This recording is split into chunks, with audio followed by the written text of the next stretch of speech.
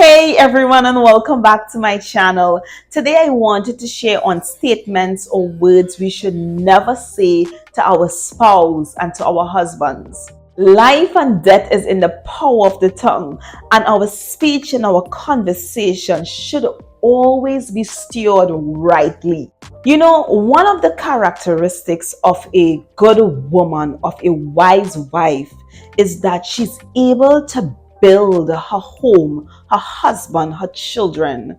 And the Bible tells us that a foolish woman, a foolish wife, she destroys her home with her hands, and might I add, with her words. Wives, our words are so powerful that it can cause damage and destruction to our marriage, to our husband's self-esteem, to even our children, just by the words and statements that proceed out of our mouths. So in today's video, I wanted to share a lot of common statements. I am pretty sure that as I go through the list, there are at least one of these statements that you may have said in your relationship, in your marriage. And I myself am guilty, whether we didn't mean to cause harm or whether we intentionally said it to cause harm.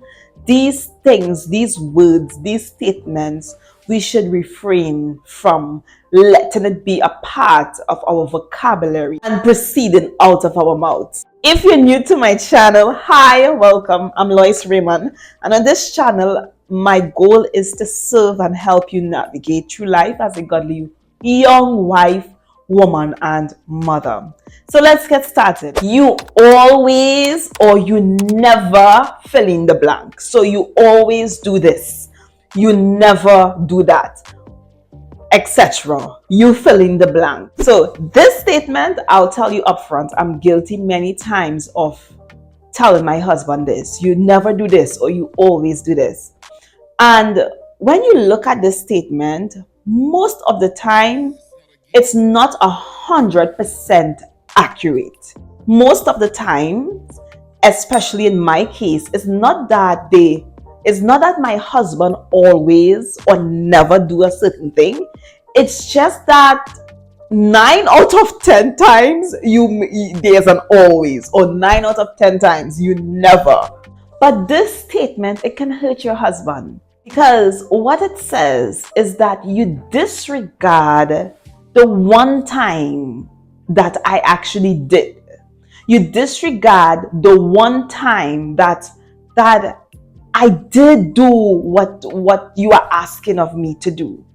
It may not be a lot, but it's like you just delete and you cancel my effort. It's like my efforts don't count.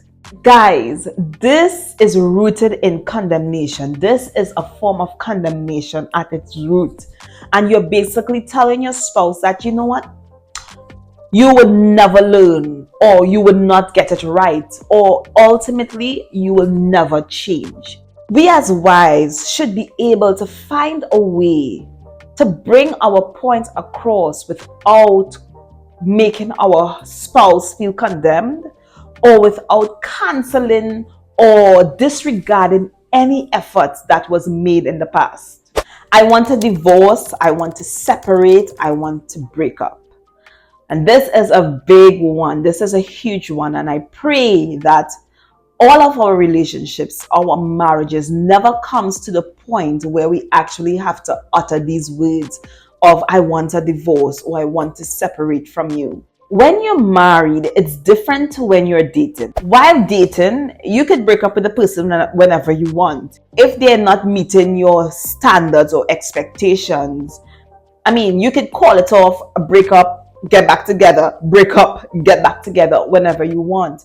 But when you're married, the rules are different. You're in a different arena, and we have to be careful in the words that we utter. So words like I want a divorce, I want to separate, I want to break up, these are words that should not be used loosely or from an emotional standpoint. Once I heard this saying that we should not make permanent decisions on temporary emotions. And might I add, we should not make permanent statements on temporary emotions. Sometimes you may use these words as a threat or to sober up your husband, to make him see how serious you are. So you might threaten him with these words. But honey, you are sowing bitter seeds in your marriage and you don't want to do this. I encourage you, if you are not 100% sure, if you're 99% sure, if you're, I don't care, if you are not 100% sure that this is what you want, if you're not 100% sure that that you're not going to follow through with the words that you utter, I beg and I beseech you, do not say these words. Do not declare these words to your husband in your marriage. I know, I have a family friend, and every time you give him advice, every time you tell him something, you're telling him a story, or you're giving him correction or advice, he would always say, I know. Oh my gosh, and it irritates me so much because it stems from pride. And it's like, dude, there are things that you do not know. And what will happen, even if you know, eventually no one will correct you. No one will tell you anything for your benefit, because they would have this perception of you know. You are Noah and you build the ark. So I encourage you, please, even if you know, humble yourself and hear the story all over again. You might get another perspective. And what will happen, eventually your spouse will stop sharing things with you and eventually leave you to burn to learn. Or eventually, which is the saddest part, you can lose a friend in your partner. Because there is nothing that I can share with you that you don't have the answer to. There is nothing that I can share with you that you don't already know. Listen. Humble yourself and listen.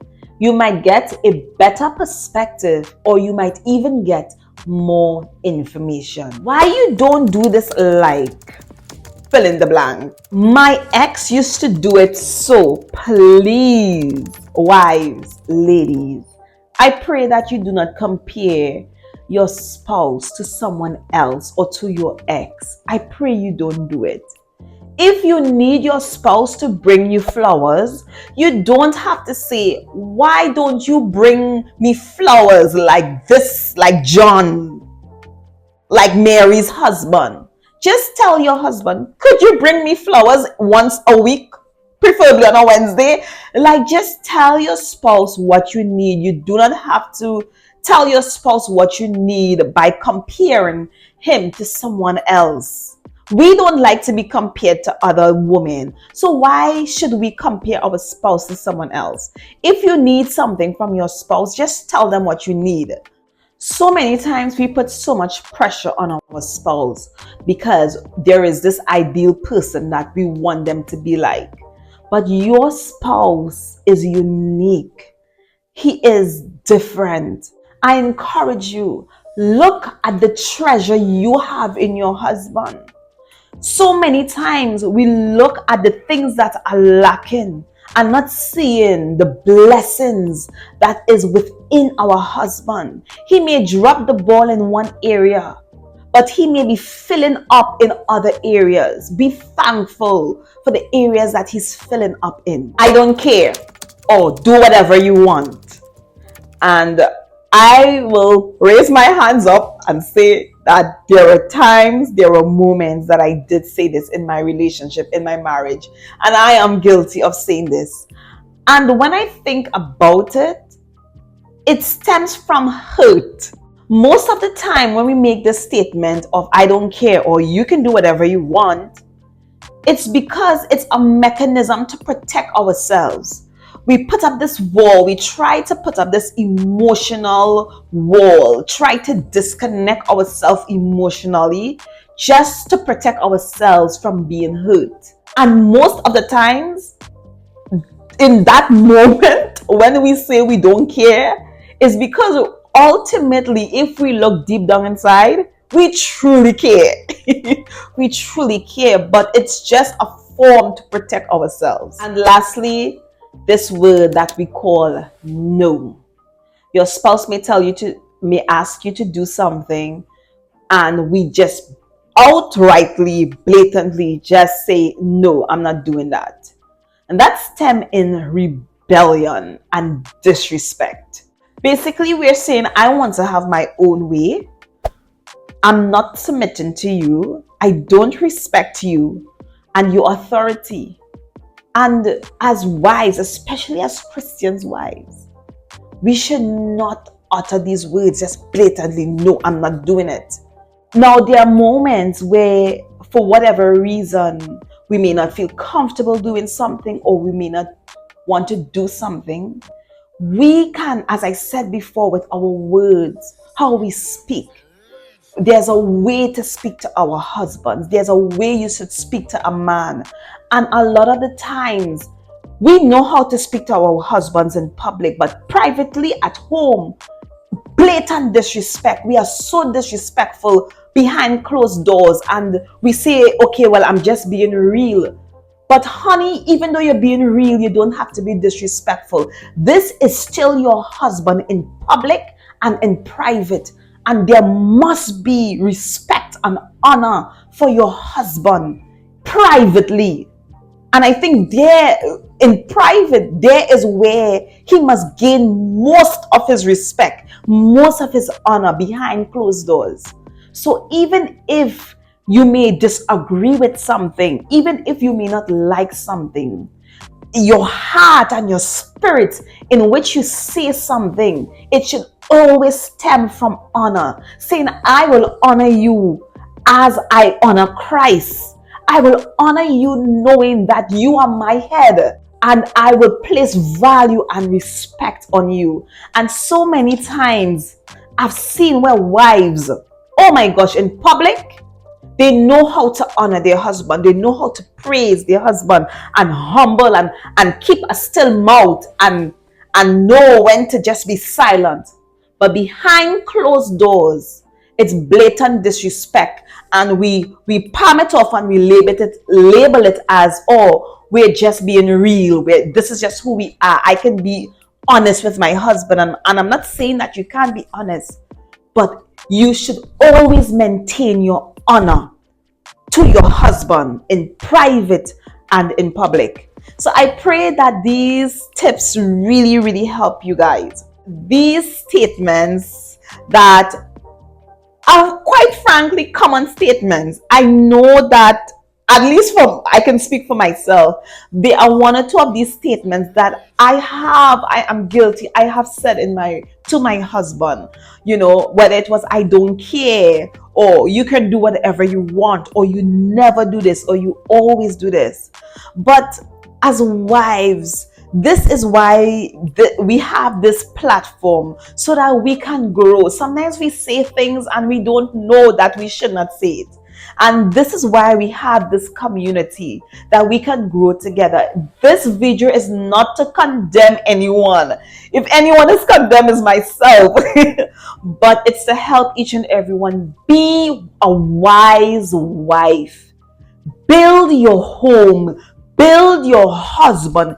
Build your children with your words. I beseech you. There is power. You have the power to make your husband feel like a king. You have the power to make your husband feel like a giant by your words. And also that same power you have to make him feel like a little boy, to make him feel small. Which one will you choose? Which one will you choose?